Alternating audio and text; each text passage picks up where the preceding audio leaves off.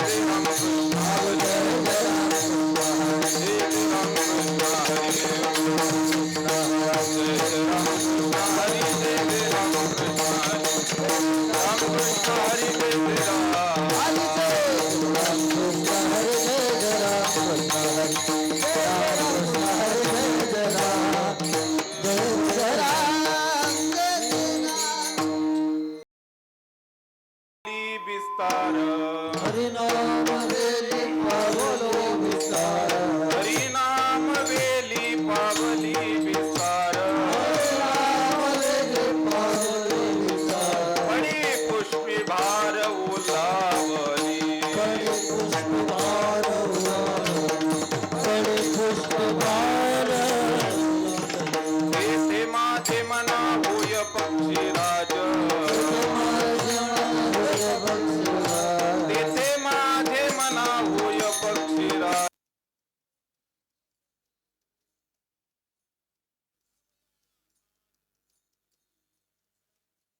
काज तृप्ती देवा साधावया काज तृप्तीचे या मुळीचिया बीजा दाखविली गोडी मुळीचिया बीजे दाखविली गोड मुळीचिया बीजा दाखविली गोडी मुळीचिया बीज दाखविली गोड लवकरची जोडी झाली आजी लवकरची जोडी झाली याच लवकरची जोडी झाली याच तेथे माझे मना होय पक्षीराज माझ्या मना होईल पक्षराज तेथे माझ्या मना होय पक्षीराज माझ्या मना होईल पक्षराज साधावया काज तृप्तीची काज दृष्टीची तुका म्हणे क्षणोक्षणा जातो काळ तुका म्हणे क्षणोक्षणा जातो काळ ओढीते रसाळ अंतरेल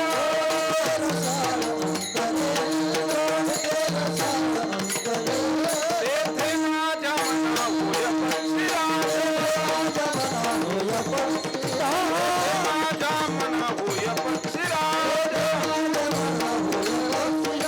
साधावया काज तृप्तीची काज दृष्टीची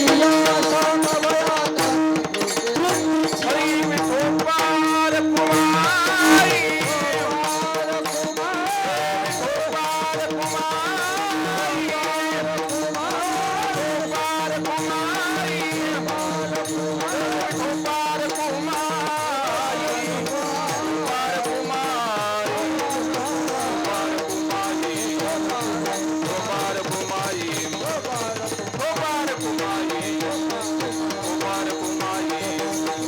Tobar Kumari, Tobar Kumari, Tobar, Tobar, Tobar, Tobar, Tobar, Tobar, Tobar, Tobar, Tobar, Tobar, Tobar,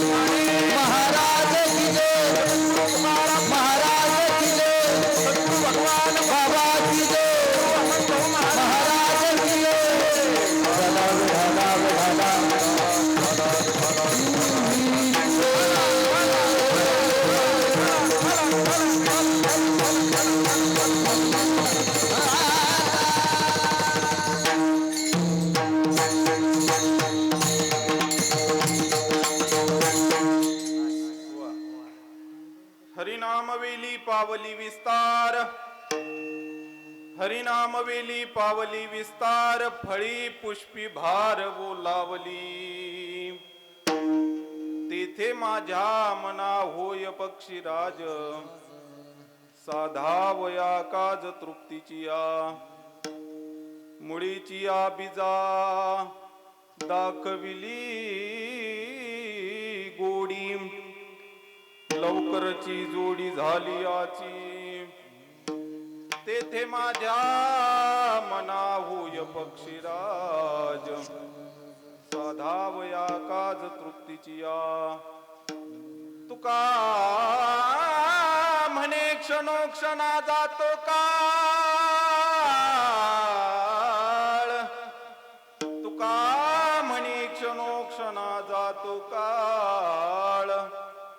गोडी ते रसाळ अंतरील, तेथे माझ्या मना होय पक्षीराज, साधावया काज तृप्तीची या.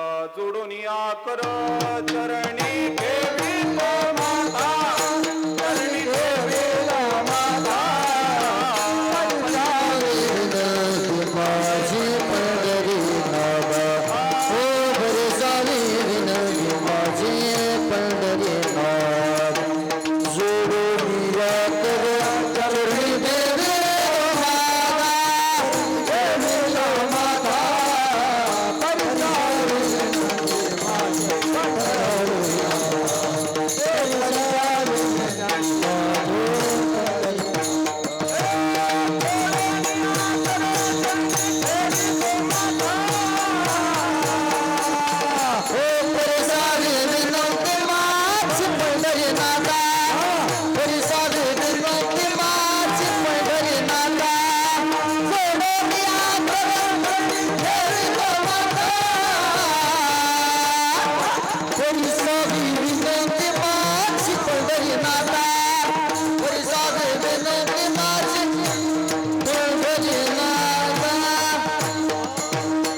अलंकापुरी रम्य सिंहासनस्थं पदाम्भोज तेजस प्रतीक प्रदेशं विदिन्द्रादिदेवैः सदा स्तूयमानो.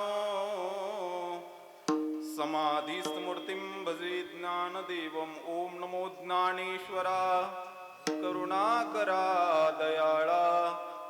तुमचा अनुग्रह लाधलो, पावन झालो चराचरी. नमो सद्गुरु तुकया ज्ञानदीपा, नमो सद्गुरु सच्चिदानंद रूपा. नमो सद्गुरु भक्त कल्याण मूर्ती, नमो सद्गुरु भास्करा पूर्ण कीर्ती. नमामि सद्गुरुं शांतं सच्चिदानंद विग्रहं, पूर्ण ब्रह्म परानंदम ईशम आनंदी वल्लभम. तुम्ही संत माझी आकडा, दिठीचा कराल बहुडा. तरी तुम्हा मानी एवढा होईल मी. शुक्लां ब्रह्मविचार सार परमा माध्यम जगद्व्यापिनीं, वीणा पुस्तकधारिणीं वैपदां जाड्यांधकारापहा.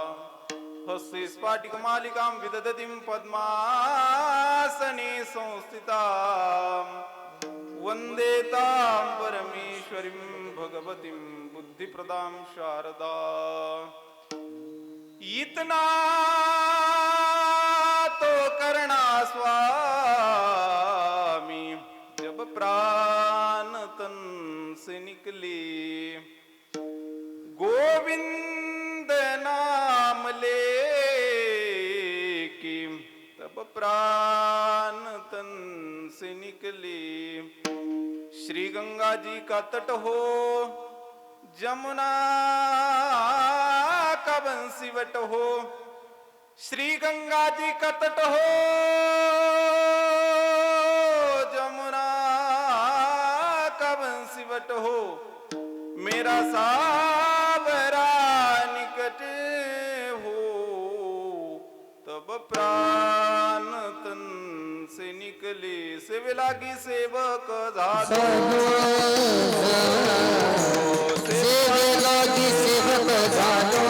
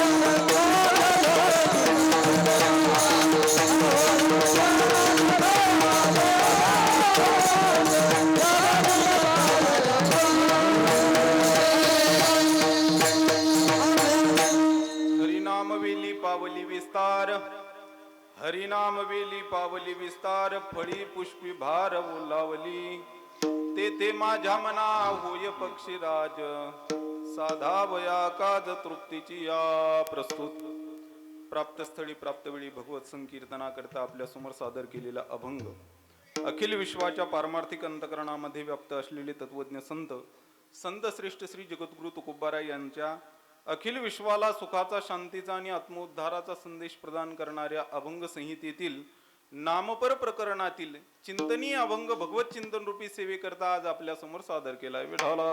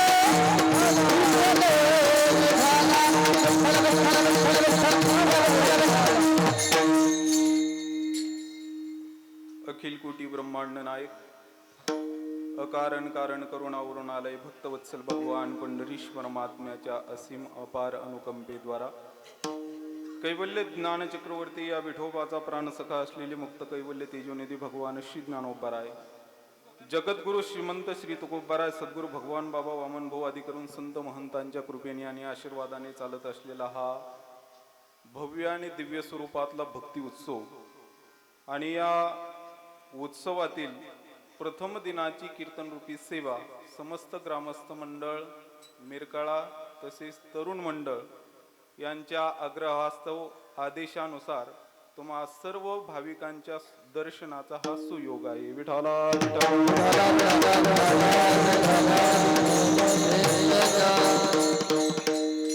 या मिरकाळा गावाला सर्वात महत्वाची मोठी परंपरा जी लाभली या महाराष्ट्रातील नवे विश्वसंत सद्गुरु भगवान बाबा सद्गुरु वामन भाऊ महाराज सद्गुरु भीमसिंह बाबा आदी करून या संत महंतांची कृपा आशीर्वाद तसेच संगत या मिरकाळा गावाला लाभली.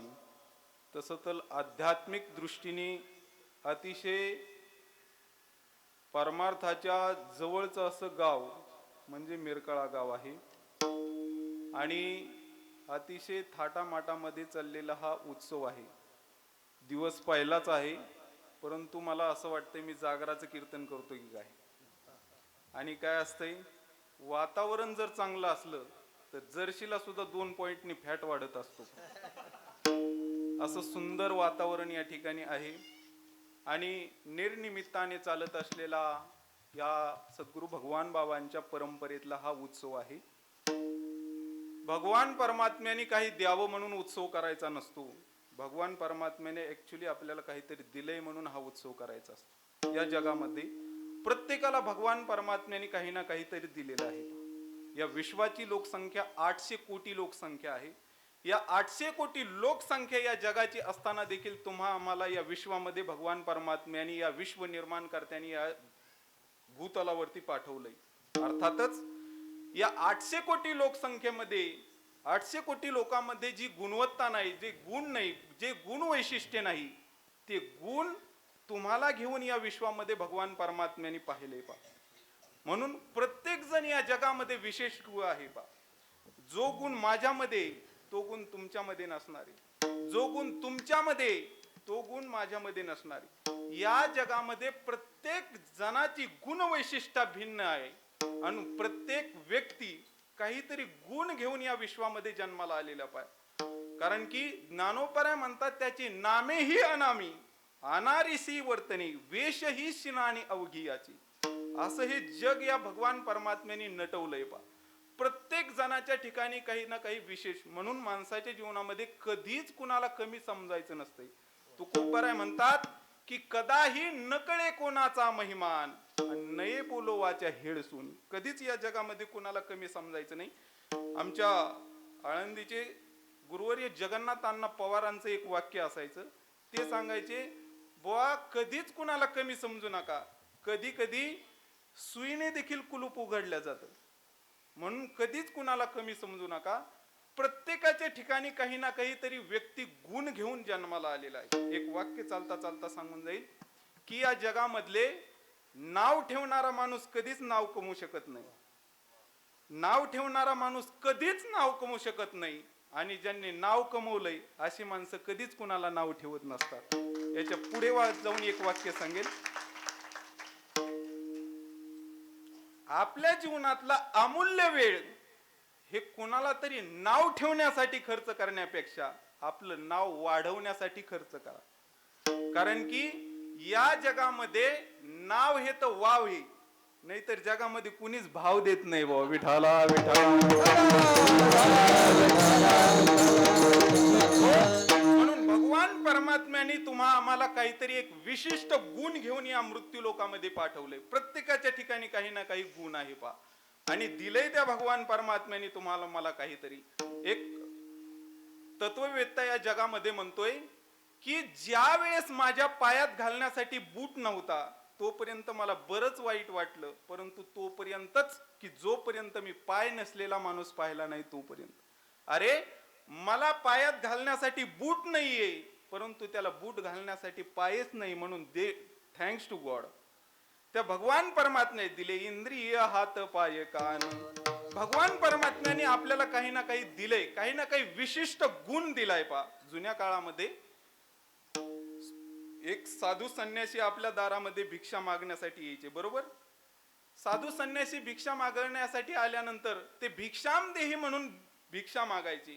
जुन्या काळातली माता माऊली सुपामध्ये भिक्षा वाढण्यासाठी जायची. आता नव्या पुरीला सूप कळणार नाही, त्या टोमॅटो का सूप म्हणतील, हे जुन्या माता माऊलीला कळेल पा. मग ते धान्य तिने त्या कटोऱ्यामध्ये टाकल्यानंतर तो संन्यासी काय करतो माहितीये, आपल्या कटोऱ्यातलं एक मूठ धान्य उचलून त्या माता माऊलीच्या सुपामध्ये टाकतो.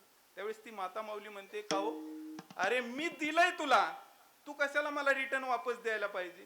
त्यावेळेस तो संन्याशाने दिलेलं उत्तर फार गोड आहे. त्यांनी सांगितलं की तुम्ही मला भिक्षा देऊन माझ्या दिवसाची चिंता, भुकेची चिंता हरण केली, त्याची कृतज्ञता म्हणून सोडलेली ही मूठ आहे.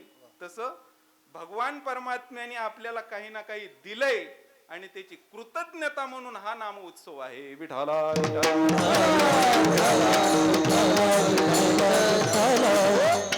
प्रत्येकाच्या झोळीमध्ये त्या भगवान परमात्म्याने काही ना काही टाकलंय पा. प्रत्येकाला काही ना काही दिलंय, फक्त आपलं होतंय असं आपण दुसऱ्याच्या झोळ्या नेहण्यामध्ये आपल्या झोळीमध्ये काय टाकलंय हे पाहायचंच विसरून गेलो. विठाला हो. एक बेंटॉमिन नावाचा एक तत्ववेत्ता होऊन गेला.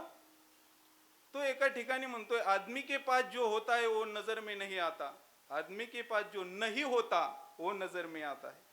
म्हणजे जिंदगी एक जादू का खिलौना है, मिल गया सो मिट्टी है, नहीं मिला सो सोना है. विठाला विठाला.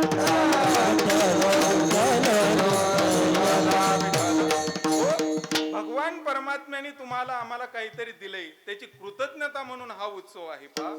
आणि महाराष्ट्र ही संतांची भूमी आहे. या महाराष्ट्रामध्ये, या मराठवाड्याच्या प्रांतामध्ये एक वाक्य चालता चालता सांगून जाऊ. या महाराष्ट्राच्या, या मराठवाड्याच्या प्रांतामध्ये सध्याच्या काळामध्ये जो मृदंगाचा नाद घुमतोय, टाळाचा नाद घुमतोय, ते फक्त आणि फक्त सद्गुरु बंकट स्वामी महाराज आणि सद्गुरु भगवान बाबा या दोन महात्म्याचे उपकार आहे.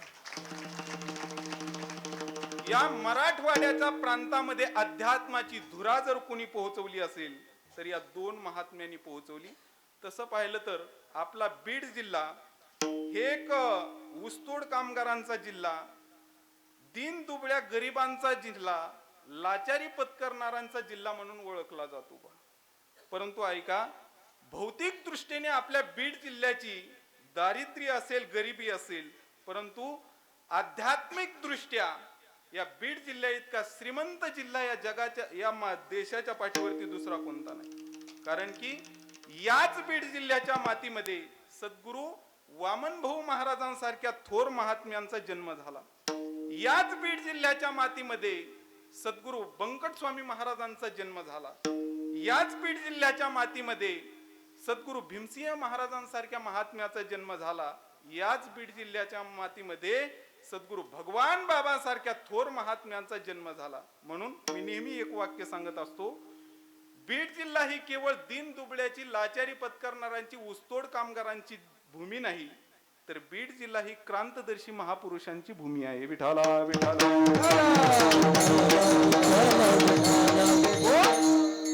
याच बीड जिल्ह्याने या महाराष्ट्राला देशाच्या राजकारणामध्ये कार्य करणारे धुरंधर याच बीड जिल्ह्याने नेते दिले. म्हणजे एक वाक्य सांगून जाऊ का? आता माझा त्याच्याशी जास्त काही संबंध नाही, परंतु देशाची राजकीय दिशा फिरवण्याचं सामर्थ्य आपल्या बीड जिल्ह्यामध्ये पहा. आणि अध्यात्माच्या प्रांतामध्ये देखील या महाराष्ट्राच्या मातीमध्ये, महाराष्ट्राच्या कानाकोपऱ्यामध्ये जे काही थोर थोर नामोत्सव होत असतील ना, त्या अखंड मोठमोठाल्या नामोत्सवामध्ये बीड जिल्ह्याचा विचारवंत कीर्तनकार नाही असा या महाराष्ट्रामध्ये मोठा सप्ताच होणं शक्य नाही.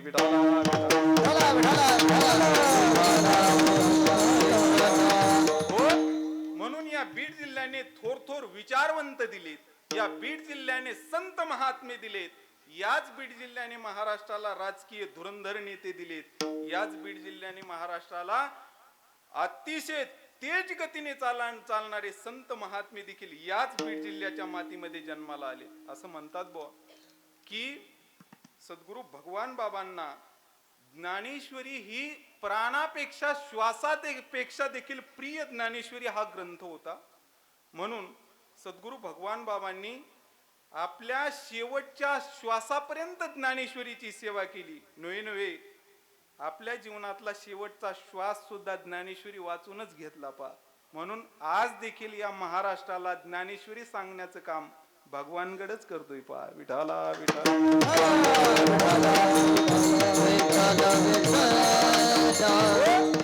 महाराष्ट्रच नव्हे, भारतच नव्हे, तर जगाच्या कानाकोपऱ्यामध्ये ज्ञानेश्वरी पोहोचवण्याचं कार्य जर कुणी जर केलं असेल तर ते आदरणीय शास्त्रीजींनी केले, हे आपल्याला मान्यच करायला लागेल. विठाला विठाला.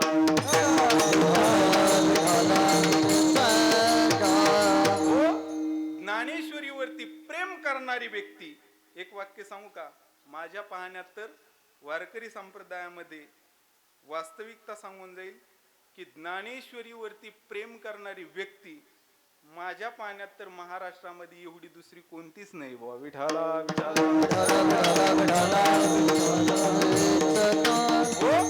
म्हणून या संत महात्म्यांचे या महाराष्ट्रावरती अगणित अपार उपकार आहेत पा. म्हणून अध्यात्माच्या प्रांतामध्ये मार्गक्रमणा करत असताना तुमची परिस्थिती महत्वाची नसते, तुमची मनस्थिती महत्वाची असते. अध्यात्माच्या प्रांतामध्ये मार्गक्रमणा करत असताना तुमची व्यवस्था महत्वाची नसते, तुमची अवस्था महत्वाची असते. अध्यात्माच्या प्रांतामध्ये मार्गक्रमणा करत असताना तुमच्या जीवनामध्ये तुम्ही क्रिया काय करतात त्यापेक्षा तुमच्या क्रियेच्या पाठीमागचा हेतू काय आहे हे सगळ्यात महत्वाचं असतं. जर क्रियेलाच जर अध्यात्मामध्ये प्राधान्य असतं तर मला असं वाटतंय सजन कसायाचं नाव संतांच्या यादीमध्ये कधीच नसतं आलं.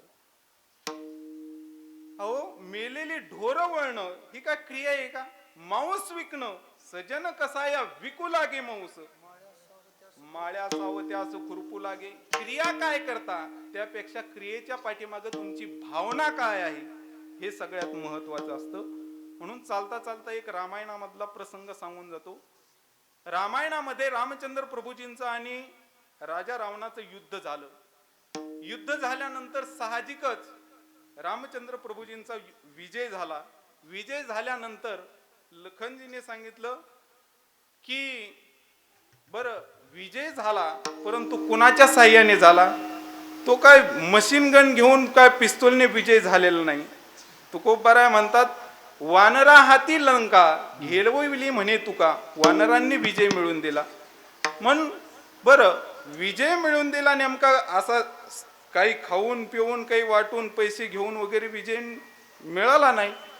राणीची या पाले खायरा नेवाने केले लंकेश्वरा, म्हणजेच रानातला पाला खाऊन या वानरांनी विजय मिळवला. म्हणून युद्ध झाल्यानंतर लखनजीने सांगितलं, देवा ह्या वानरांनी आपल्याला किती सहाय्य केलं ना, म्हणून आपण यांच्यासाठी काहीतरी श्रमपरिहार म्हणून काहीतरी कार्यक्रम ठेवायला पाहिजे. म्हणजे आता श्रमपरिहार हा शब्द आध्यात्मिक क्षेत्रातल्या माणसाला जास्त परिचित नाही, तो राजकीय क्षेत्रामधला सगळ्यांचा परिचयाचा शब्द आहे. म्हणजे एखादा राजकीय उमेदवार एवढा एखादा त्या प्रभागातला एखादा व्यक्ती त्या परिसरामध्ये उभा करावा, कार्यकर्त्यांनी बोंबा मारून त्याला निवडून आणावं आणि निवडून आल्यानंतर एक दिवस ठरवला जातो. त्या दिवशी सर्व कार्यकर्ते एकत्रित जमा केले जातात. त्या दिवशी सुंदर असा भोजनाचा कार्यक्रम ठेवला जातो. त्या दिवशी सुंदर असा गौतमीताईचा कार्यक्रम ठेवला जातो. फार मोठी कीर्तनकार बाई आहे पाहती. ज्या अर्थी तुम्ही एवढे मोठ्याने हसले त्या अर्थी तुम्ही त्यातले जाणकार आहात याची मला जाणीव झाली. मग अशा प्रकारे कार्यक्रम ठेवला जातो.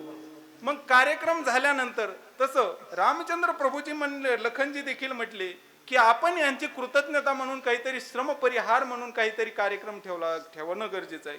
एक वाक्य चालता चालता सांगून जाईल की तुमच्या जीवनामध्ये तुमचं कार्य जर सत्याचं, धर्माचं, नीतीचं जर असेल ना, त्यावेळेस तुमच्या प्रतिकूल काळामध्ये तुम्हाला माणसं सहकार्य करतील यात विशेषता नाही. जंगलामधले पशु पक्षी देखील तुम्हाला सहकार्य केल्याशिवाय राहणार नाही. आणि तुमचं कार्य अधर्माचं, अनीतीचं जर असेल ना, त्यावेळेस तुम्हाला माणसं तर सोडून द्या, तुमच्या घरातले माणसं सुद्धा तुम्हाला सहकार्य करणार नाही. याचं मूर्तिमंत उदाहरण म्हणजे रामायण आहे. पा रामचंद्र प्रभूजींचं कार्य धर्माचं होतं, म्हणून वनामधल्या पशु पक्ष्यांनी देखील त्यांच्या प्रतिकूल काळामध्ये सहकार्य केलं. मला सांगा, जटायू कोण होता? पक्षी जातीचा होता. वानर कोण होते? पशु जातीचे होते. तरी देखील त्यांनी प्रतिकूल काळामध्ये सहकार्य केलं. परंतु रावणाचं कार्य हे अधर्माचं, अनीतीचं असल्यामुळे स्वतःच्या सख्या भावाने देखील सहकार्य केलं नाही. विठाला विठाला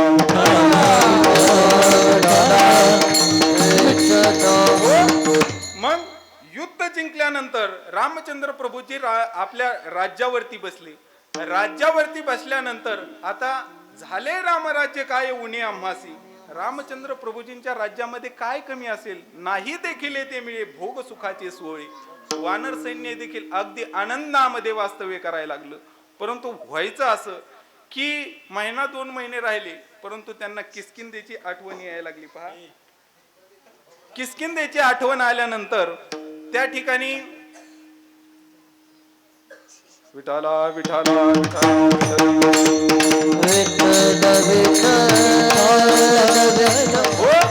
किष्किंधेची आठवण आल्यानंतर वानर सैन्य बेचैन झालेलं दिसलं. रामचंद्र प्रभूजींनी मेन वानरांना जवळ बोलवलं. जे काही नळ नीळ जांबुवंत असतील त्यांना जवळ बोलवलं आणि जवळ बोलवल्यानंतर त्यांनी सांगितलं, जांबुवंता, आतापर्यंत तुम्ही अयोध्येमध्ये राहिले, परंतु आता तुम्ही किष्किंधेला निघून गेले तरी काही हरकत नाही. आणि पळत्या फळाची आज्ञा म्हणून लगेच वानर सैन्याने आपले पिशा भरायला सुरुवात केली. आता होत्या का नाही चिंतेचा विषय, पण भरल्या पिशा.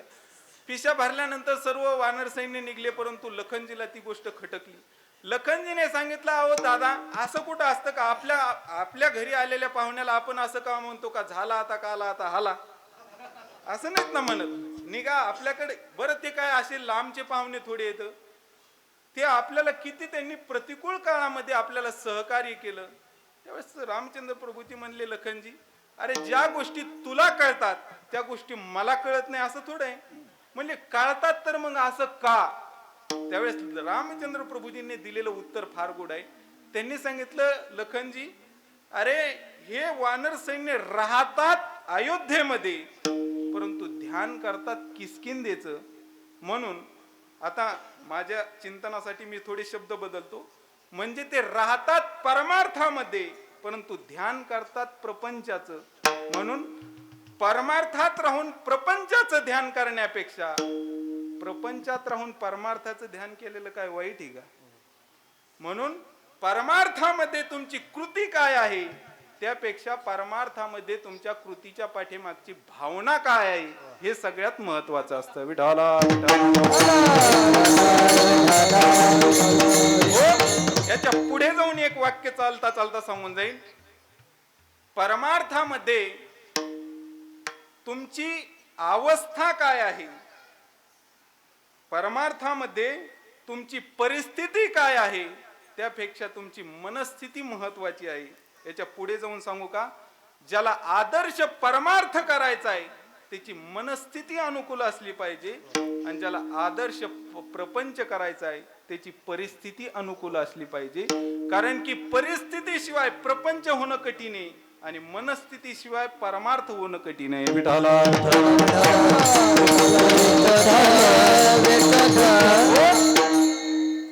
तुकोबार आहे तर एका ठिकाणी म्हणतात, बाबा आपल्या इकडे माणसं मरतात का?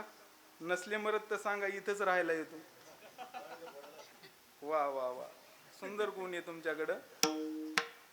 मला सांगा, मेलेल्या माणसाला आपल्या इकडे काय म्हणतात? मड, प्रेत, शेव, अगदीच मोठ्या भाषेमध्ये डेथ बॉडी, बरोबर. परंतु आपल्याला महत्वाचा शब्द आहे प्रेत. तुकोबाराय म्हणतात, एखादा व्यक्ती कथा कीर्तनाला बसत असेल आणि त्याचं जर मन जाग्यावर नसेल तर तुकोबाराय म्हणतात, जवळी नाही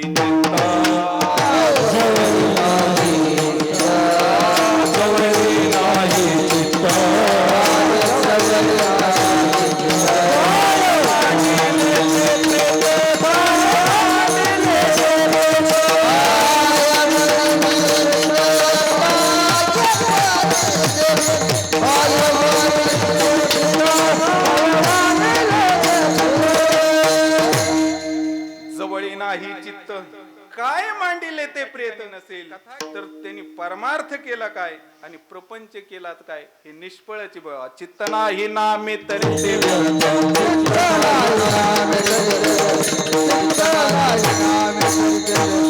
त्रिवेणी संगमी नाना नाही नामी तरी ते व्यर्थ.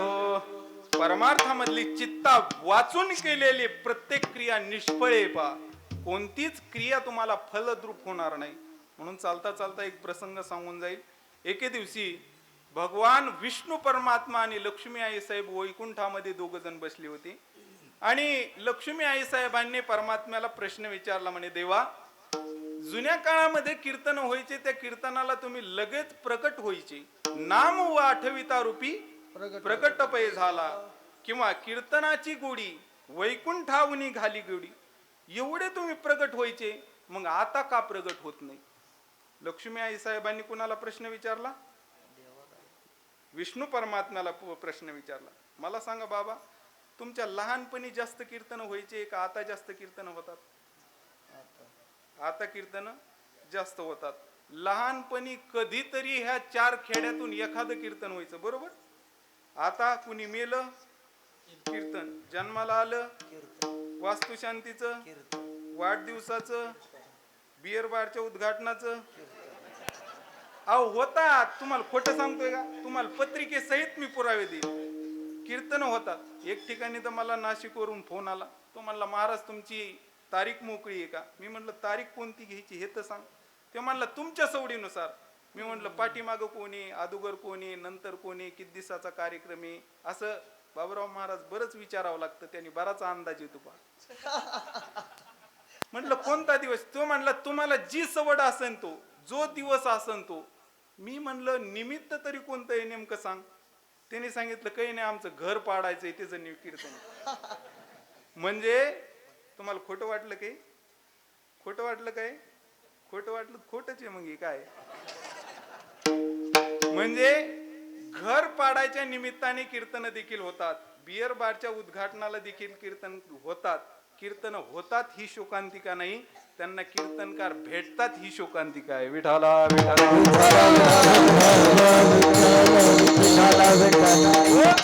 बरं किती कीर्तन होतात महाराज?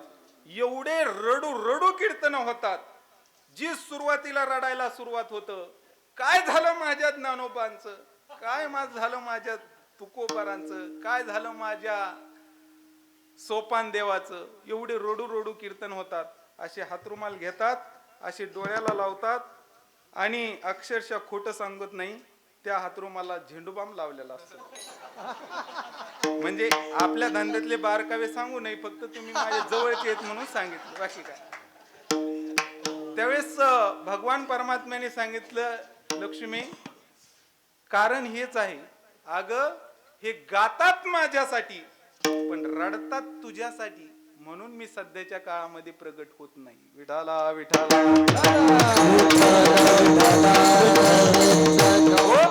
म्हणजे आमचं सांगितलं म्हणून तुम्ही हसून लय मोकळे होऊ नका. मार्गशीर्षातले गुरुवार तुम्ही कशासाठी करता? विठाला विठाला.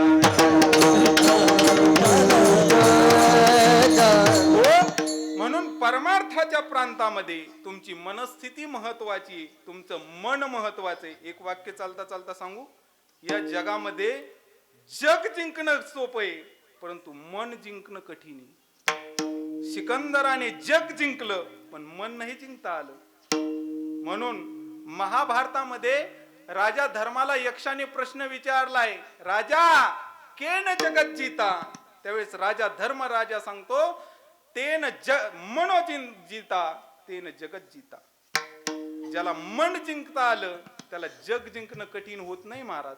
म्हणून सिकंदराने जग जिंकलं परंतु मन जिंकलं नाही. माझ्या ज्ञानोबराय तुकोबरायांनी मन जिंकलं. तू मन हे मीची करी, माझे भजनी प्रेमधुरी. अध्यात्मामध्ये मनाशिवाय कोणतीच क्रिया घडत नाही. तुम्हाला योग करायचाय, तुम्हाला मनाशिवाय योग होणं कठीण नाही. सुचोदेशे प्रतिष्ठाप्य स्थिरमासनमात्मनः नात्युच्रितम नातिनीचम चैलाजिन कुशोत्तरम तत्रैकाग्रम मनः कृत्वा. इथं आपल्याला थांबायचंय. योगामध्ये तुम्हाला मन महत्वाचंय, तुम्हाला ज्ञान मिळवायचंय. येत मोक्ष देईल ज्ञान, जेत किरण ही आन, धारे ऐसे मन शुद्ध व्हावे. ज्ञानामध्ये देखील मध्ये तुमची मनाची अवस्था महत्वाची आहे. तुम्हाला कर्म करायचंय. एरवी तरी पार्था अंतरशुद्ध नसता, बाह्य कर्मक्षाळीता तो विटंबुगा. तुम्हाला भक्ती करायची. भक्तीचा कलश अध्याय ज्ञानेश्वरीचा 12वा अध्याय. ज्ञानोबराय म्हणतात, तू मन हे मीची करी किंवा मनमना भौमत भक्तो मध्याजिबाम नमस्कुरु. ज्ञानदेव मौन सपमाळी, ज्ञानदेव मौन सपमाळी, ज्ञानदेव मौन सपमाळी, ज्ञानदेव मौन सपमाळी.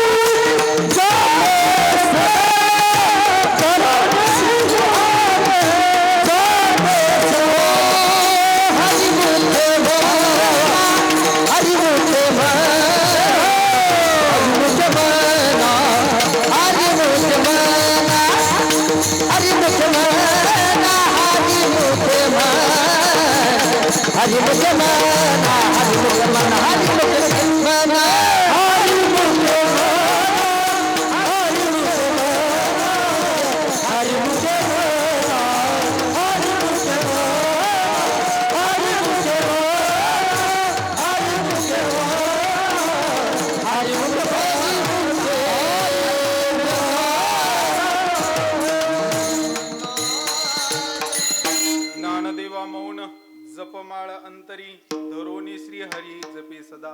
ऐका, मन ह्या विषयी आपण सांगत होतो. मला सांगा, मन मन मन मन मन म्हणजे तरी नेमकं काय? जगामध्ये अनेक शास्त्रज्ञ झालेत, अनेक तत्ववेत्ते झालेत, परंतु आणखीन त्यांना मनाचा शोध लागलेला नाही. बाळा, एक मिनिट, तुला सगळे अवयव दाखवता येतील, मन दाखवता येईल का? नाही दाखवता येणार.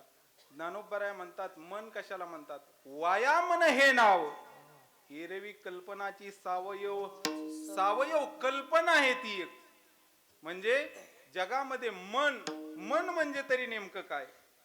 मन मनोदशेंद्रियाध्यक्षम. श्रीमद भगवद्गीता म्हणते मन हे 10वं इंद्रिय. पंचदशिकार विद्यारण्य स्वामी सांगतात की मन हे 11वं इंद्रिय आहे पा. म्हणजे या सर्व इंद्रियाचा राजा जर कोण असेल, तुकोबराय म्हणतात की ते मन हे इंद्रियाचा राजा आहे. मनुराजा एक देह पुरी, मनुराजा एक देह पुरी.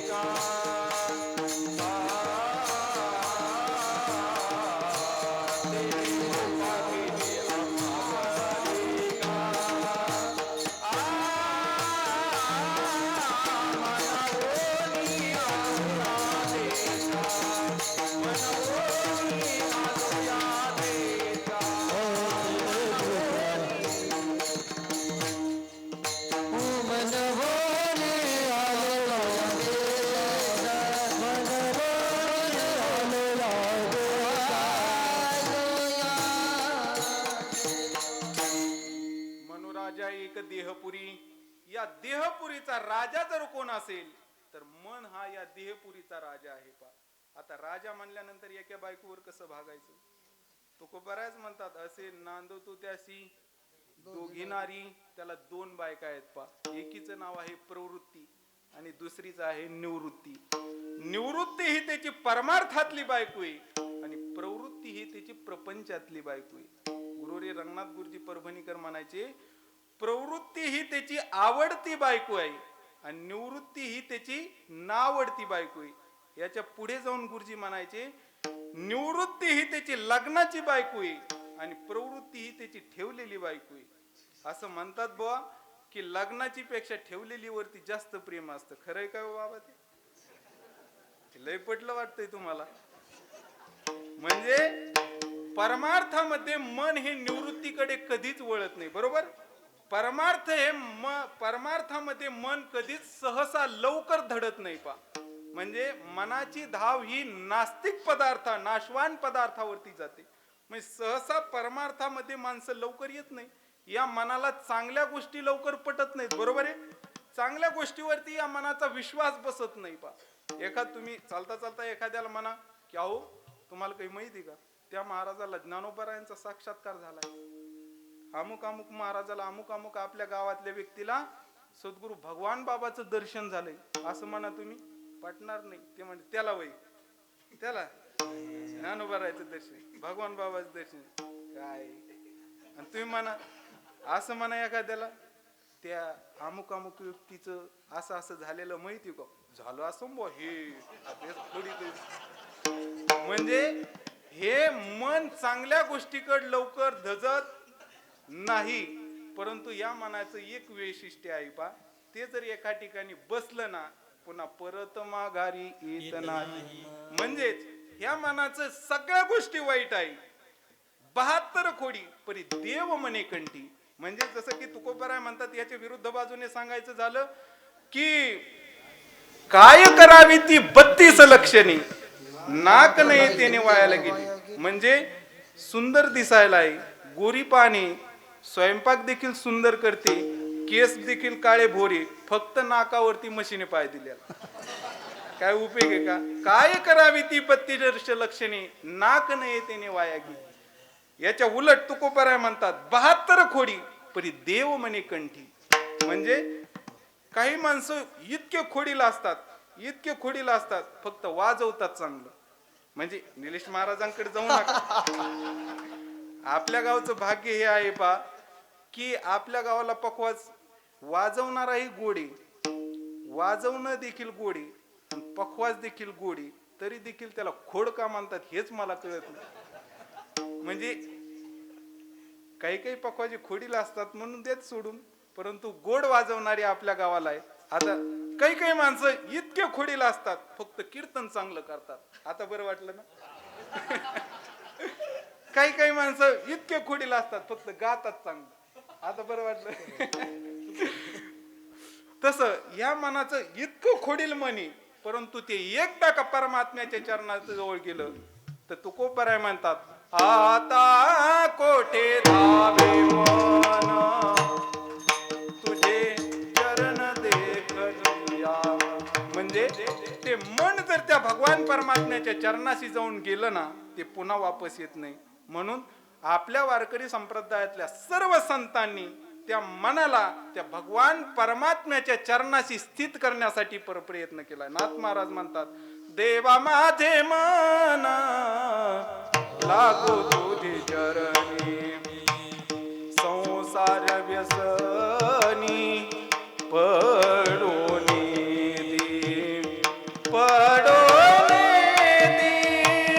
देवा माझे मन लागो तुझे चरणी. कीर्तनात शिट्ट्या हाणलेल्या बऱ्या नसतात बरं का. तुकोबा नाथ महाराज म्हणतात देवा माझे मन लागो तुझे चरणी. एक चालता चालता ज्ञानोबरायांचा एक फार गोड अभंग आहे पा. दोंदेकर गुरुजींची चालली आहे बरं का, ढाकणे गुरुजी. दोंदेकर गुरुजी तुम्हाला माहिती असतील. दोंदेकर गुरुजींनी गायलेली चाल आहे, राग आहे नंद बहार. आता एवढी गोड मला गाता येणार नाही, परंतु ज्ञानोबराय म्हणतात का राजहंसा ते चालणी भूतळी झाली अशानी तर येर काही कोणी चालावीची ना. म्हणजे राजहंस पक्षीला डौलाने चलत असला तर काय चिमण्याने उडूच नाही का, त्यांच्या पक्षीने उडलंच पाहिजे. तसं गुरुजी एवढं सुंदर गात होती तेवढं मला येणार नाही, परंतु माझ्या पद्धतीने मी गायलंच पाहिजे. आता इतकं गोड येणार नाही, परंतु सगळे आमचे इकडे प्रसाद महाराज असतील, इकडे ढाकणे महाराज असतील, मला सहकार्य करतील, धकून नेतील. राग आहे नंदबहार. थाप द्या निलेश महाराज. रोनो झोनो रे भ्रमरा, रोनो झोनो रे भ्रमरा.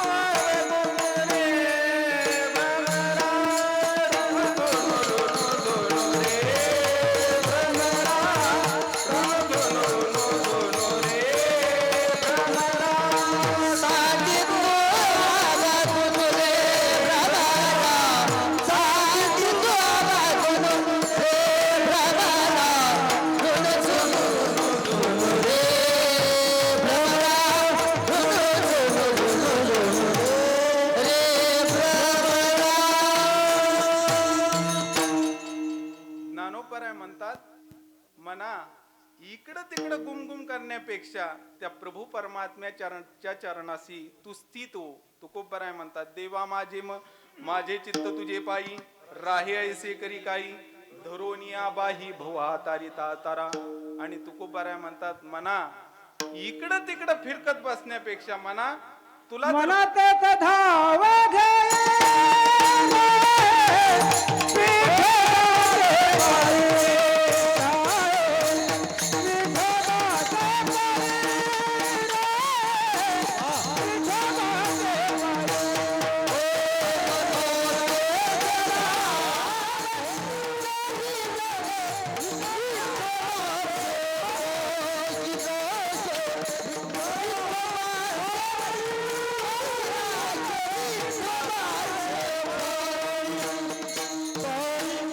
मना तेथे धाव घेई, राहे विठोबाचे पायी. मना इकडं तिकडं फिरकत बस नको, कारण की इकडं तिकडं फिरल्याने तुझ्या जीवनामध्ये तुला तृप्ती प्राप्त होणार नाही. तुला जर तृप्ती हवी आहे, तृप्ती म्हणजे तृप्ती देसावी नाही, तृप्ती झाली या जैसी साधने जैसी सरती जैसी सांगे आत्मतृष्टी कैशी कर्मी नाही. तुला तृप्ती जर साधावया काच तृप्तीची आहे, तुला जर तृप्ती जर हवी असेल तर मना तू त्या ठिकाणी पक्षीराज हो, अभंगाचं पहिलं चरण. हरिनाम वेले हरिनाम वेले पावले विकार पावले विकार हरिनाम वेले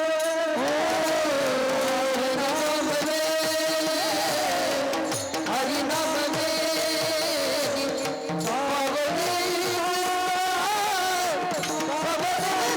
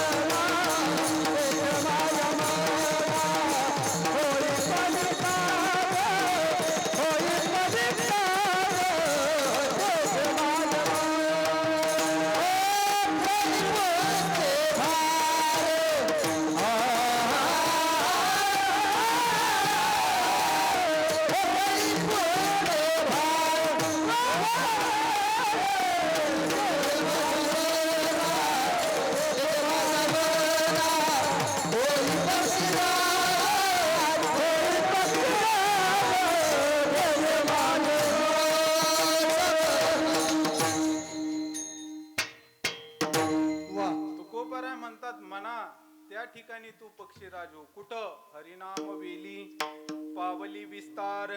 ती हरिनाम रूपी वेली विस्ताराला पावली, त्या ठिकाणी तू पक्षीराज हो. आता हरिनामाला तुकोबराय वेलीची उपमा देतात. ऐका, उपमा देत असताना उपमेय आणि उपमान याच्यामध्ये काहीतरी सादृश्य असल्याशिवाय उपमा कोणत्याही विषयाची कोणालाही देता येत नाही. मग हरिनामाला उपमा का देतात? बर, वेलीची उपमा देत असताना वेलीची उत्पत्ती सांगावी लागती. तर या हरिनाम रूपी वेलीचं बीज काय? तर बीज आणि फळ हरीचे नाम. ही हरिनाम रूपी वेलीचं बीज हे हरिनाम आहे. आणि वेली देखील बर ती वाढली कशाच्या बळावरती? कारण ती तुकोबराय शास्त्रकार सांगतात, विना आश्रयेन शोभनते पंडित वनिता लता. कोणाच्याच तरी आश्रयाशिवाय वेलीचा विस्तार कधी होत नाही. मग ही वेली वाढली कोणाच्या आश्रयाने? तर तुकोबराय सांगतात, वाढावया सुख, वाढावया धर्म, वाढावया भक्ती, वाढावया कुळाचार नाम विठोबाचे. ती संतांच्या आश्रयाने वाढली किंवा हरिभक्तीचा महिमा विशेष वाढविला, ती संतांच्या आश्रयाने वाढली. किती बरं मला सांगा, वाढली म्हणतात. वाढली हे सर्वनाम वर्तमान कालवाचक सर्वनाम आहे, बरोबर? ती आता वर्तमान काळामध्ये वाढली. मग याच्या अगोदर नव्हती का? तर होती. कारण की काय असतंय माहिती का, आपण सगळे शेतकरी लोक आहात पा. कोणतंही फळ खायचं असेल तर त्या प्रत्येक फळाचा मोसम असतो पा. मला सांगा बाबा, आंबे जर खायचे झाले तर मला सांगा, आंबे दिवाळीशिवाय आपल्याला भेटतात का? बाबा भेटतात म्हणतात राव. आंबे जर खायचे असले तर आपल्याला उन्हाळ्याचे दिवस लागत असतात, बरोबर. उन्हाळ्याच्या दिवसामध्ये आपल्याला तो त्या आंब्याचा कालावधी असतो, प्रत्येक फळाचा कालावधी असतो पा. तसं ही हरिनाम रूपी वेल विस्ताराला पावली. विस्ताराला पावली मग याच्या अगोदर नव्हती का? तर होती. परंतु असं म्हणतात, आपण सगळे शेतकरी लोक आहात, वसाव्याखाली झाड वाढत नसतं, दाट पेर धरली की कणसाला बारीक पडत असतं. तसं ही हरिनाम रूपी वेल. एक वाक्य चालता चालता सांगू का? या जगामध्ये तुम्हाला फुकट कुणीच मोठं करत नाही. फुकट तुम्हाला कुणीच मोठं करत नाही. सगळे जग तुम्हाला पाठीमागं ओढण्यासाठी, खेचण्यासाठी प्रयत्न करतात. जे माणसं आयुष्यभर आपल्याला पाठीमागे खेचण्यासाठी प्रयत्न करतात ना, तीच माणसं शेवटच्या घटकाला उचलण्यासाठी भांडणं करतात. ही या जगाची शोकांतिका आहे. म्हणून या जगामध्ये सायास केल्याशिवाय, प्रयत्न केल्याशिवाय, अभ्यास केल्याशिवाय या जगामध्ये कोणतीही गोष्ट कोणाला मोठं करत नाही. विठाला विठा. तसं ही हरिनाम रूपी वेल कृतयुगामध्ये देखील होती. परंतु कृते ध्यायतो विष्णू, कृतयुगामध्ये ध्यान नावाची वेल विस्ताराला पावली होती. म्हणून तिच्या वसाव्याखाली ही वाढली नाही. द्वापाराम यजतो मखय, द्वापार युगामध्ये यज्ञ नावाची वेल विस्ताराला पावली. म्हणून तिच्या वसाव्याखाली ही वेल वाढली नाही. परंतु कलियुग हा तिचा वाढण्याचा युग होता, वाढण्याचा कालखंड होता. म्हणून ही वेल या कलियुगामध्ये वाढली. कलौतक केशव हरी कीर्तनात, कलियुगा माझी करावी कीर्तन, कलियुगा माझी, कलियुगा माझी करावे कीर्तन, तेने नारायण तेन भेटी. बर किती वाढली ही? तर भागवतकार सांगतात, ही एवढी वाढली, योलेसे रोप लाविले द्वारी, त्याचा वेणू गेला गगनावरी. एवढी वाढली, एवढी वाढली. भागवतकार सांगतात, तव कथामृतम तप्त जीवनम कविभिईडितम कल्मषापहम श्रवण मंगलम श्रीमद आततम. आततम म्हणजे ही त्रिभुवनापर्यंत जाऊन पोहोचली. बरं ऐका, ही नुसती वाढलीच का? काही याला फळ पुष्प काही आहे का नाही? तर काही वेळे असे असतात पा, हे या फळ ना चुंबिता फुल ना तुरुंबिता, जे काही पंडू सुता रुखुची या. उदाहरणार्थ संसार नावाची वेली, हिला काहीतरी फळ आहे का? संसार नावाच्या वेलीला एकच फळ आहे, ते म्हणजे पश्चाताप. संसार नावाच्या वेलीला एकच फळ आहे, ते म्हणजे वैताग. किती मोठा करा तुम्ही, किती मोठा करा. आमच्या गावाकडे एक जणाने 4 कोटीचं घर बांधलं. किती 4 कोटीचं. इथं नाही, तिकडे पुण्याला 4 कोटी रुपयाचं घर बांधलं. 4 पोरासाठी 4 कोटीचं घर बांधलं. परंतु वास्तुशांतीलाच पोरायचे भांडणं लागले, मला इकडून पाहिजे, मला इकडून पाहिजे. म्हातारीने डोक्याला हात मारून घेतला, म्हणला नसतं बांधलं तर बरं झालं असतं. म्हणून परमार्थामध्ये, प्रपंचामध्ये, प्रपंचरूपी वेलीला एकच फळी, ते म्हणजे वैताग. म्हणून कुणी एखाद्याने नवीन घर जर बांधलं, त्याला आनंद लहरी, तृप्ती, आनंद छाया असे नाव देत जाऊ नका. मग पश्चाताप, वैताग असे नाव देत चला. कारण की आनंद नावाची गोष्टच नाही त्यामध्ये.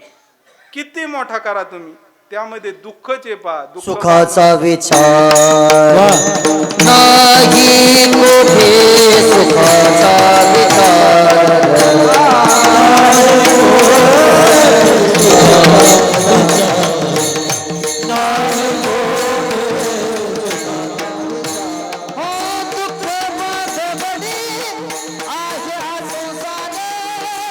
सुखाचा विचार नाही मोठे, सुखाचा विचार नाही मोठे, दुःख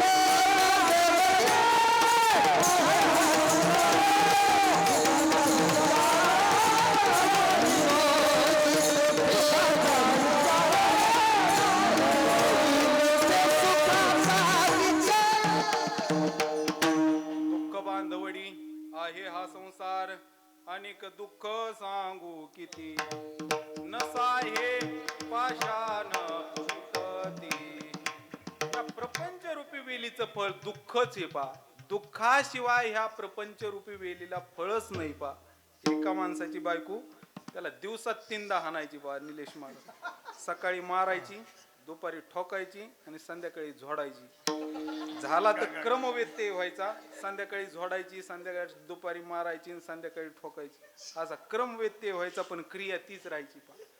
असं करत असताना एक दिवशी इतका वैतागला वैतागून त्यांनी त्याच्या सासऱ्याला फोन लावला. तो म्हणला, सासरे बुवा, जे तुम्ही कन्यारूपी फळ माझ्या पदरात टाकलंय ना, ते फळ इतकं कडू निघलंय सांगायची सोय नाही एवढं कडू निघलंय पा. सांगायची सोय नाही एवढं कडू. तिकडून सासरा मोठ्याने धाय मोकलून रडायला लागला. ते म्हणला, सासरे बुवा, माझं दुःख मी तुम्हाला सांगतोय, तुम्ही का रडताय? त्यावेळेस सासरा म्हणला, अरे जे दुःख रूप जे फळ मी तुझ्या पदरात टाकलंय ना, त्या फळाचं झाडच माझ्या घरात हिंडतंय. म्हणजे कोण कुणाच्या दुःखाने परेशान असल काहीच सांगता येत नाही पा. एवढं परमार्थामध्ये येत नाहीत. एक जण असंच झालं पा. एक व्यक्ती काय झालं, एक जणाची बायको मेली. भाग्यवान होता बिचारा, मेली. आणि एका हातामध्ये ती मेली कुत्र चावून मेल्यानंतर त्यांनी एका हातामध्ये ती गाडग, तुम्ही गाडग फोडता ना, एका हातामध्ये गाडग आणि एका हातामध्ये ते जे कुत्र चावून ती गाय बायको मेली ते कुत्र घेऊन असा निघाला पा. अंत्ययात्रा. एक जण ग्रहस्थ आला. तो म्हणला, अंत्ययात्रा थोडी मला विलक्षणच दिसती. तो म्हणला, कस काय मेली? ते म्हणला, अरे अंत्ययात्रा निघली. ते म्हणला, बायको मेली माझी. ते म्हणला, बायको मेली हे ठीक आहे, पण हे कुत्र का? ते म्हणला, हे कुत्र चावून मेली म्हणून मी सोबत घेऊन चाललो. तो म्हणला, ते कुत्र आपल्याला भेटन का? कारण की राणी दुखी भेटली, ते कुत्र आपल्याला भेटन का? ते म्हणला, मूर्खा, हे पाठीमाग 1000-2000 लोक चाललेले हे का अंत्ययात्राला थोडे चालले? ते कुत्र्याच्या वाटेवरती, त्या कुत्र्यासाठी वेटिंग वरती चाललेले आहेत. म्हणजे माणसाच्या जीवनामध्ये तुम्हाला सुख नावाची गोष्ट तुम्हाला प्रपंचामध्ये पाहायला भेटणार अजिबात भेटणार नाही. तरी देखील माणसं परमार्थाला येत नाहीत. म्हणून तुकोबाराया सांगतात की मना तुला जर तृप्ती हवी असेल ना, तर त्या ठिकाणी तू पक्षीराज हो. तेथे माझे मना होय पक्षीराज. त्या ठिकाणी तो हरिनाम रूपी वेलीच्या आणि फळी पुष्पी भार ओलावली. आणि परमार्थ रूपी वेलीला काय फळे? माणसाच्या जीवनामध्ये परमार्थ रूपी वेलीला एकच फळे, ते म्हणजे आनंद. आनंदाचे डोई आनंद तरंग, आनंदाचे डोई आनंद तरंग, आनंदाचे अंग आनंदाचे अंग, आनंद हे आनंदाचे डोई आनंद तरंग, आनंदाचे डोई आनंद तरंग. धन्यवाद टाळ्या वाजल्याबद्दल. कारण की सध्याच्या काळामध्ये अशा चाली लोकांना आवडतच नाही. सध्याच्या काळामध्ये अशा चाली लागत, ज्ञानदेवा परमान निवर्ती देई ज्ञान, निवर्ती देई ज्ञान. अरे देवी तर म्हणली सगळा इस्कोट करून टाकलाय महाराज. म्हणून मना तुला जर तृप्ती हवी आहे ना, तू हरिनाम रूपी वेलीचा परिसंग्रह कर.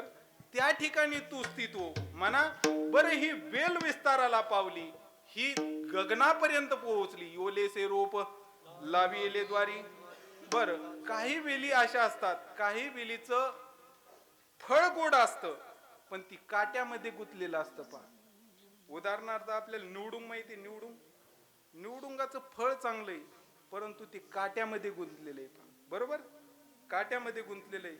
परंतु मग काय असते माहिती का, मानसशास्त्र सांगतं कोणतीही गोष्ट वाईट जरी असली परंतु तुला जर बॅकग्राऊंड जर चांगलं दिलं तर त्या गोष्टीबद्दल माणसाचं आकर्षण वाढत चालतं. बरोबर, बॅकग्राऊंड चांगलं जर दिलं तर आता मी चालता चालता प्रसंग सांगून जाईल. मी मागच्या महिन्यामध्ये भाऊबाबाच्या पुण्यतिथीला मुंबईला काल्याच्या कीर्तनाला गेलो. काल्याच्या कीर्तनाला गेल्यानंतर मी लवकरच पोहोचलो, ट्रेनने गेलतो, लवकरच पोहोचलो.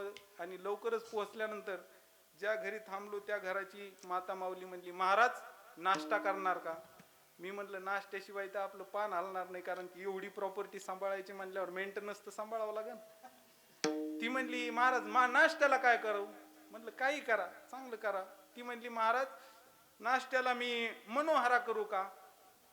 मी म्हणलं मनोहारा आपल्या बीड जिल्ह्यात तर म्हणलं नवीनच आयटम आहे. म्हणलं मी बीड जिल्ह्यातला माणूस. मी म्हणलं ठीक आहे. म्हणलं काय असतो नेमका मनोहारा? ती म्हणली मस्त असतो, जिरे मोहरी एकदम असा खरपूस. मी म्हणलं ठीक आहे बा, मनोहारा तर मनोहारा, आपण बीड जिल्ह्यात सांगू मनोहारा. खाल्ला आपण. गेलो मी मनोहारा. ती म्हणली मनोहारा करते करा. मला आकर्षण निर्माण झालं, काय असन तो मनोहारा, अथा तो ब्रह्म जिज्ञासा. तो मनोहाराचे आकर्षण निर्माण झालं, काय असन. त्या माता माऊलीने मस्तपैकी तेल टाकलं, जिरे टाकली, मोहरी टाकली. एवढं टाकल्यानंतर असा खरपूस वास आला. कढीपत्ता टाकला, त्यानंतर मसाला टाकला, हिरवी मिरची टाकली. लय तोंडाला पाणी सुटू देऊ नका. हिरवी मिरची टाकली आणि त्यानंतर मग ते मनोहारा तिने आणला. मनोहारा असा आणला चांदीच्या ताटामध्ये, त्यामध्ये चांदीची डिश, त्यामध्ये सोन्याचा चमचा, मस्तपैकी असं बॅकग्राऊंड दिलं. त्याच्यावरती खिसलेलं खोबरं टाकलं, त्याच्यावरती खिसलेली कोथिंबीर टाकली, त्याच्यावरती चिरलेला कांदा टाकला. बरं लागलं ना? चिरलेला कांदा टाकला. एवढं घेऊन मग मला वाटलं नेमकं काय आसन बनवर, काही हे बिरडे फिटेल, काही तो मनोहारा भेटेल. भेटी लागी जीवा लागली सिया. मला आकर्षण, माझ्या तोंडाला पाणी सुटलं. जवळ मनोहारा आणला. मनोहारा आणल्यानंतर त्यांनी एक चमचा उचलला आणि खाल्ला. खाल्ल्यानंतर तो मनोहारा नव्हता, शिळे बाजरीचे तुकडे होते. शिळे बाजरीचे तुकडे जरी असले पण बॅकग्राऊंड जर चांगलं दिलं तर त्याचं आकर्षण वाढतं का नाही? बरं, या उलट एका माता माऊलीने 10 लिटर दुधाची 2 लिटर बासुंदी तयार केली. आणली अशी जरमालच्या ताटामध्ये. बरं, जिने आणली तिच्या डोळ्याला चिपडे आलेली, नाकाला शेंबूड, केस काटलेली. खाऊ वाटेन का मला सांगा? मस्तीने 10 लिटरचं 2 लिटरची मस्त काजू बदाम पिस्ते बदाम मनुके टाकले. परंतु व्यवस्थित लागल का? नाही लागणार, कारण की बॅकग्राऊंड व्यवस्थित लागत. हे मानसशास्त्राचा सिद्धांत आहे. तसं ही हरिनाम रूपी वेल विस्ताराला पावली. मग ती कशी वाढली? फळी पुष्पी भारवी लावली. म्हणून म्हणा, तू इकडं तिकडं भटकन तिपकानात फिरत नको. त्या ठिकाणी पक्षीराज हो अभंगाचं दुसरं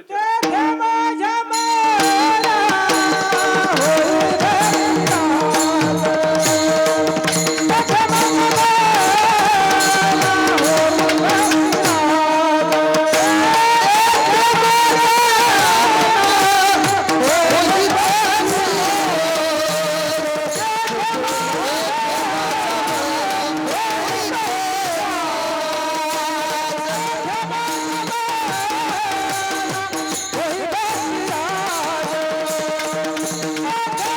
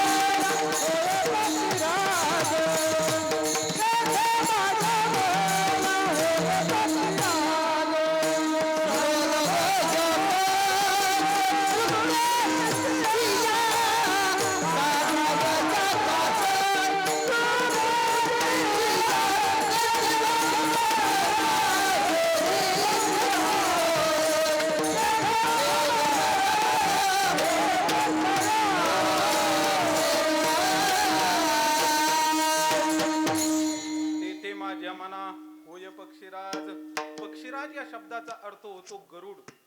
म्हणा त्या ठिकाणी तू गरुड होऊन राहू, कारण की भगवान परमात्म्याच्या सगळ्यात जवळचं जर कोण असेल तर गरुडाचे पायी हेवी वेळो वेळा डोई. गरुड पक्षी, आता गरुडाचा जास्त मी विस्तार करणार नाही, आपला वेळ झालेला आहे. फक्त म्हणा तो जडाची संगती केली, तृप्ती भेटली नाही भेटली. तो विषयाची संगती केली, तृप्ती भेटली नाही भेटली. अहो श्रीमद भगवद्गीतेमधले ध्यायतो विषयान पुंस संगस्ते शुपजायते संगात संजायते कामात क्रोधो भिजायते, याच्या खालच्या जर ओव्या पाहिल्या तर माणसाला ज्ञानोपराय तर म्हणतात विषयाचं नुसतं ध्यान जरी केलं तरी माणसाच्या जीवनामध्ये पतन निश्चित ठाके. ज्ञानोपराय म्हणतात विषयाचं ध्यान इतकं वाईट आहे की त्याचं नुसतं ध्यायतो विषयान पुंसस, परंतु त्याचा परिणाम काय होतो तर त्याचा परिणाम माणसाच्या जीवनामध्ये सगळ्यात मोठं पतन विषयाच्या ध्यानाने प्राप्त होतं. म्हणून विषय माणसाला या जगामध्ये तृप्ती प्राप्त करून देऊ शकत नाही. त्यानंतर जडाच्या संगतीमध्ये तू गेलास, तृप्ती प्राप्त झाली. कारण की कोणत्याही जड पदार्थामध्ये माणसाला तृप्त करण्याचं कोणतंच सामर्थ्य नाही. म्हणून मना तू जडाच्या संगतीमध्ये गेला, जीवाच्या संगतीमध्ये गेला, तृप्ती प्राप्त झाली. कोणता जीव माणसाला तृप्त करू शकत नाही. मला सांगा, एखादा माणूस एखाद्या माणसाला कधी तृप्त करू शकतोय? नाही तृप्त. जीव हा अपूर्ण असल्यामुळे तो कोणत्याही जीवाला तृप्त करू शकत नाही. ही जीवाच्या संगतीतला परिणाम आहे. एक वाक्य चालता चालता सांगून जाईल, या जगामध्ये कोणीही कोणाचं नाही. बहीण कुणाची, बाहू कुणाचे, कोण कुणाचे सखे सोयरे. कोरोना मधले आपण उदाहरण पाहिले असतील. महाराज नवऱ्याला सुद्धा या बायकांनी शाळेमध्ये ठेवलं होतं. त्या टायमाला आपल्याला कळलं असं कोण कुणाचं. चालता चालता सांगून जाईल की महाभारतामध्ये ज्यांनी चक्रव्यूह रचलं ते देखील आपलेच होते. आणि चक्रव्यूहामध्ये वाचवण्यासाठी जर पाहायला गेलं की ज्याचा मामा भगवान परमात्मा, ज्याच्या ठिकाणी कर्तुम अकर्तुम अन्यथा कर्तुम शक्तीने संपन्न असलेला मामा स्वतः भगवान परमात्मा देखील असताना देखील तो देखील त्या अभिमन्यूला वाचवू शकला नाही. स्वतःचा बाप की ज्यांनी संग्राम हरू जिंकिला, एवढं सामर्थ्य अर्जुनाच्या ठिकाणी असताना देखील तो देखील अभिमन्यूला वाचू शकला नाही. चालता चालता घडलेला एक प्रकार सांगून जाईल. या वर्षीच्या पावसाळ्याच्या दिवसामध्ये खंडाळ्याच्या घाटामध्ये आपले पुण्यातले काही येडे, ठिकाणी मुंबईचे काही येडे फिरायला येतात. फिरायला आल्यानंतर काहीतरी धोरणं असावं ना, काहीच धोरणं नाहीत. आता त्या खंडाळ्याच्या घाटातले त्या दऱ्या जर पाहिल्या तर हजार फुटाच्या त्या दऱ्या येतात. किती? हजार फुटाच्या त्या दऱ्या येतात. मग ते एवढ्या दऱ्या असताना देखील एक माता माऊली गेली बा. म्हणजे मी तिथलं सांगतोय, माता माऊली खंडाळ्याच्या घाटामध्ये फिरायला गेली. आणि फिरायला गेल्यानंतर ती नुसती गेली नाही तर आपल्या 5 वर्षाच्या मुलाला सोबत घेऊन फिरायला गेली. आणि त्या कटाड्यावरती तिने 5 वर्षाचा मुलाला त्या कटाड्यावरती उभं केलं. आणि उभं केल्यानंतर तिने सांगितलं, बाळा मी तुझा फोटो काढते. वरून थोडा झिमझिम पाऊस येत होता. थोडा फोटो, बाळा थोडं असं इकडं सरक, बाळा थोडं इकडं. आता ती काय फिरायची जागा आहे का? 5 वर्षाचं ते लेकरू बाळा एवढूस, बाळा इकडं सरक, मी तुझा असा फोटो काढते, या पोज मध्ये फोटो काढते, या पोज मध्ये. असं करता करता ते 5 वर्षाचं बालक कल गेला आणि 1,500 फुटाच्या खोलीच्या त्या दरीमध्ये कोसळलं. त्याच्या कर्मधर्म संयोगाने 200 फुटावरती एका झाडाची मुळी त्या मुलाच्या हाताला लागली. सगळं रक्तबंबाळ झालेलं होतं. एवढ्या मोठ्या घाटामध्ये ते खालून आवाज द्यायचं, आई मला वाचव, आई मला वाचव. वरून आई नुसती रडायची, कारण की वरून 200 फुटाचं अंतर होतं आणि खाली 1,500 फुटाचं अंतर होतं. एवढं अंतर काटणं शक्य नाही. वरून खाली जाता येईना. ती नुसती आकांत करायला लागली, वाचवा वाचवा, माझ्या मुलाला वाचवा, माझ्या मुलाला वाचवा. ती 200 फुटावरचं बालक आवाज द्यायचं, आई मला वाचव, आई मला वाचव. आई मला वाचवा, अकांत करायचं, रडायचं. शेवटच्या क्षणाला आईचे सगळे धागे तुटले आणि शेवटी आई म्हणली, बाळा आता तुझे मला हाल पाहवत नाहीत, आता सोड तू तुझे हात. म्हणजे स्वतःची आई सुद्धा तुम्हाला शेवटच्या क्षणाला कामाला येऊ शकत नाही. मला एवढं सांगायचंय की माणसाचं ज्या वेळेस सगळ्या गोष्टी संपतात ना, त्यावेळेस तुम्हाला संत आणि देव यांच्याशिवाय सोडणार कोणीच नाही. पहा विठाला विठाला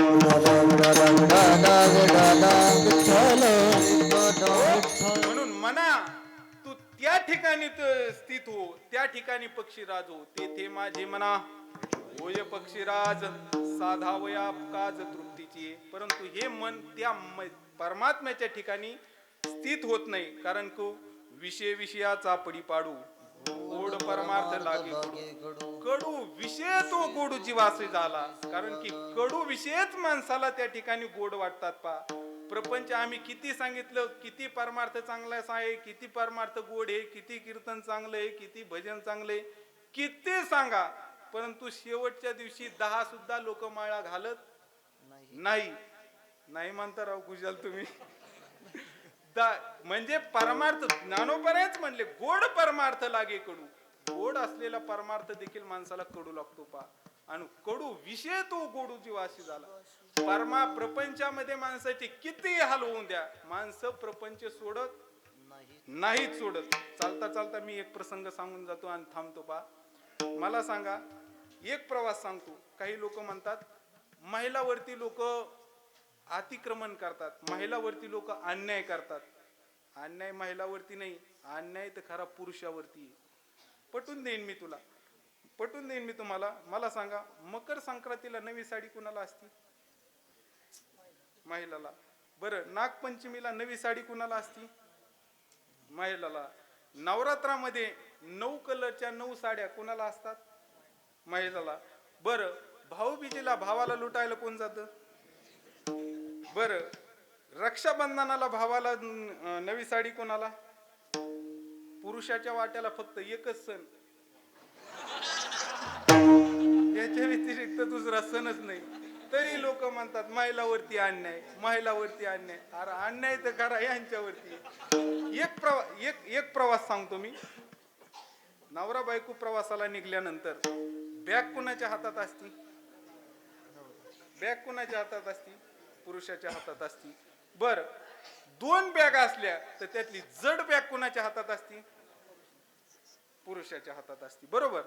बर, बस स्टँड वरती गेल्यानंतर पळत पळत जाऊन विचारपूस कोण करतं? पुरुष करतात. बर, पुरुषाने तिथं विचारपूस केल्यानंतर पळत पळत जाऊन त्या जीवाचे हाल करून बस मध्ये जागा कोण धरतं? बर, समजा एकच जागा भेटली तर सीटावर कोण बसतं? तुम्ही बिनधास्त बोला, अजिबात. आंदोलन मी छेडलंय, फक्त तुम्ही मला पाठिंबा द्या. आंदोलन मी छेडलंय, मी फक्त पाठिंबा द्या. 2 जागा असल्या, 2 जागा जर भेटल्या तर खिडकीच्या कडाला कोण बसतं? महिला बसतात. बर, तिला जर तहान लागली तर बिस्लरी कोण आणून देतं? पुरुष आणून देतो. बरोबर. जर समजा तिला कुरकुरे खावा वाटले,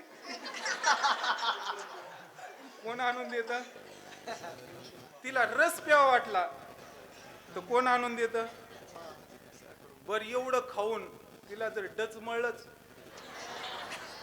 तर ते तिच्या शेजारी कोण बसतं? एका ठिकाणी मी कीर्तन केलं, पाठीमागून चोपदार कस करतोय, तो म्हणतोय महाराज बसाव नाही, पुसाव सुद्धा लागतं. असं तो म्हटला, आपल्याला काही माहित नाही. बर, एवढं होऊन सुद्धा आता इथपर्यंतच माणसाचा त्या कधी संपणार नाही याचा वनवास, याचा वनवास संपत नाही. उतरल्यानंतर पाहुण्याच्या घरी गेल्यानंतर नवी साडी कोण नेसतं? याच्या वाट्याला फक्त इतकं उपरणं असतं, ते नाक पुसायला सुद्धा कामाला येतं. बर, एवढं होऊन सुद्धा पुन्हा त्याला ऐकत यावं लागतं की समजा जर याच्या नातेवाईकाकडे जर गेले असले तर तुम्ही माझ्या नातेवाईकाशी कसं चुकीचं वागले हे ऐकत यावं लागत. आणि हिच्या नातेवाईकाकडे जर गेलं तर हिला तुम्ही माझ्या नातेवाईकाबरोबर कसं चुकीचं वागले हे ऐकत यावं लागत असतं. म्हणजे आणि शेवटच्या क्षणाला एक शेवटचा पॉज लय मोठा असतो पहा. एवढं करून सुद्धा, एवढे हाल अपेष्टा भोगून सुद्धा ती माता माऊली घरी आल्यानंतर अशी हात जोडती पहा. एवढे कोपरापासून हात जोडते. इथून पुढं तुमच्या बरोबर कुठं जायचं वा. एवढं दुःख भोगून सुद्धा माणसं परमार्थामध्ये येतात का? नाही येत महाराज. म्हणून कडू विषय तो गोडू जीवाशी झाला. म्हणा तुला जर तृप्ती जर हवी असेल, तृप्ती झाली आजैशी साधने सरती अपैशी देखे आत्मतृष्टी तैशी कर्मे नाही. पंचदशीकार विद्यारण्य स्वामी सांगतात किमिच्छन कश्य कामाय शरीरम अनुसंजरी. माणसाच्या जीवनामध्ये काहीच शिल्लक राहत नाही. म्हणून मना त्या ठिकाणी तू पक्षीराज हो, साधावया काज तृप्तीची. कारण की ही हरिनाम रूपी वेल कशी आहे, मुळीची या बीजा दाखविली गोडी लवकरची जोडी झाली याची. ही मुळासहित असलेली गोड वेल आहे पा. म्हणून मला उघड इकडं तिकडं काळ व्यत्यय करू नको. तुका म्हणे क्षणोक्षणा जातो काळ, गोडी ते रसाळ अंतरेल. ह्या हरिनाम रूपी वेलीची गोडी रसाळ गोडी, ही गोळी अंतरेल. कारण की माणसाच्या जीवनामध्ये घडी घडी काळ वाट याची पाहे, अजूनही किती आहे अवकाश. परमार्थाची वाट पाहत बसू नका. परमार्थ तातडीने क्षणोक्षणाची उत्तिष्ठत जाग्रत प्राप्य वरान्य बोधत. म्हणजे लवकर पर उठा जागे वारे आता, स्मरण करा पंढरीनाथा, भावे चरणी ठेवा ही जाणीव. आता जागा रे भाईनो जागा. कारण की माणसाच्या जीवनातला कोणता श्वास शेवटचा श्वास असेल सांगता येत नाही. कोणती भेट शेवटची भेट असेल सांगता येत नाही. माणसाच्या जीवनातला कोणता क्षण हा शेवटचा क्षण असेल सांगता येत नाही. म्हणून करावी तातडी परमार्थाची. तुका म्हणे क्षणो क्षणा जातो काळ, गोडी ते रसाळ अंतरेल. म्हणा त्या ठिकाणी तू पक्षीराज हो. म्हणून आपला वेळ संपलेला आहे.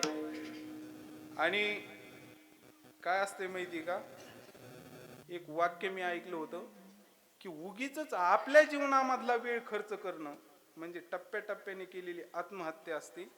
आणि उगीच दुसऱ्याच्या जीवनामधला वेळ घेणं म्हणजे टप्प्याटप्प्याने केलेला खून असतो. म्हणून मला कुणाचा खूनही करायचा नाही आणि आत्महत्या तर अजिबात करायची नाही. कारण की आत्ताच माझे थोडे चांगले दिवस यायला लागले. म्हणून झालेली कीर्तन रूपी सेवा श्री गुरु संतांच्या चरणारविंदी समर्पित करू. ज्यांनी या भक्ती उत्सवाची ही अध्यात्माची धुरा आपल्याला दाखवली ते सद्गुरु भगवान बाबा वामन भाऊ आणि याच परंपरेतले एक दिव्य पुरुष सद्गुरु भीमसिंह महाराजांचं आवडतं भजन. हे गाण्याचा मला मोह आवरत नाही. कारण की मी बी थोडा गाणारा आहे. खाणारा जरी असलो तरी गाणारा देखील आहे. परंतु तेवढं गाणं मला पूर्ण केल्याशिवाय मला इथून सेवा समाप्त होणार नाही. आणि एवढं गाणं संपून मी थांबणार आहे. कारण की कीर्तन जर वाढवलं तर लोक म्हणतात याला काय कीर्तन भेटलं नाही का. जर कमी केलं तर लोक म्हणतात 1 रुपया काय कमी घेणार आहे का. काट्याला काटा लावून केलं बाई, काट्याला काटा लावून कीर्तन केलं. म्हणजे कसं कीर्तन केलं तरी लोक नावं ठेवल्याशिवाय राहत नाही. म्हणून लोकांकडे पाहून कीर्तन करायचं नाही, संतांकडे पाहून आपल्याला कीर्तन करायचंय. आणि चालता चालता श्री गुरु भीमसिंह महाराजांनी गायलेलं मी एक भजन गाणार आहे. ते सर्वांनी एकदा वर हात करा आणि तेवढं भजन गायचंय. आणि आपलं विठोबा रखुमाई आणि ज्ञानेश्वर माऊली एकाच रंगामध्ये होणार आहे. भगवान बाबा जे भगवान बाबा, वामन भाऊ जे भगवान बाबा, भगवान बाबा जे भगवान बाबा,